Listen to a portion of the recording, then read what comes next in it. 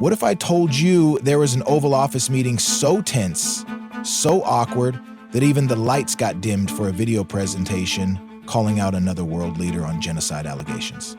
Yeah, that actually happened, and is one of the wildest foreign diplomacy moments of the Trump presidency. Let's break it down. An incredible moment, another open to the cameras moment in the Oval Office, meeting with the South African president, President Trump there.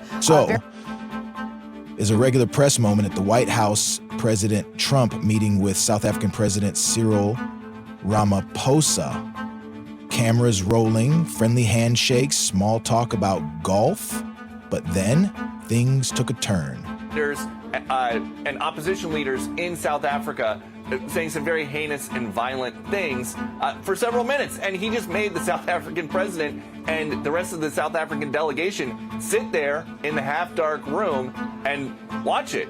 And afterwards, President Trump did want to talk a little bit about trade, and his visiting famous golfer friends from South Africa got to speak as well. He said he has not made up his mind, despite the presentation that he had the staff. In a move straight out of a movie script, Trump dims the Oval Office lights. Yes, apparently you can do that.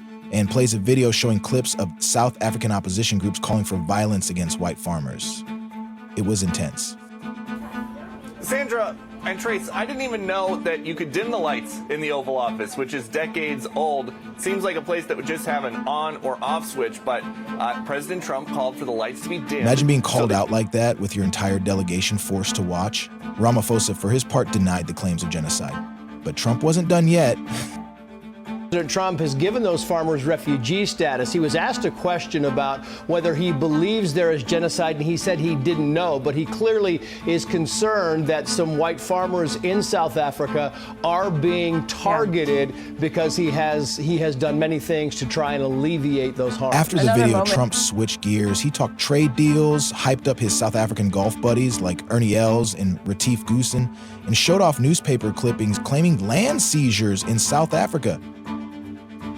Yes, so the two things in order there. President Trump saying that the United States should be at the G20 doesn't necessarily mean that he is going to go, just that they should have a presence. And there's been some talk at the State Department recently about whether or not they should be engaging with anything early. Get this, even Elon Musk's name came up. The Tesla CEO, who's originally South African, has criticized South Africa's government policies, including refusing to let Starlink operate there. It's a wild subplot in this already bizarre encounter. President Trump said it was important that the United States be present at that. Didn't really commit to actually going to the G20 summit, so that's something yet to be seen. But I'm wondering about Elon Musk's hand in all of this. We know that he is South African. Elon Musk has complained again and again about that his Starlink satellite provider was not allowed to operate in South Africa. In the end, no decision was made about genocide claims. The South African delegation stayed for lunch, probably the most awkward meal ever, and the world witnessed one of the most confrontational, unfiltered moments in Oval Office history. So what do you think?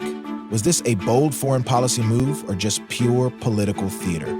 Drop your thoughts in the comments, and don't forget to hit that subscribe button for more stories you won't see on cable news.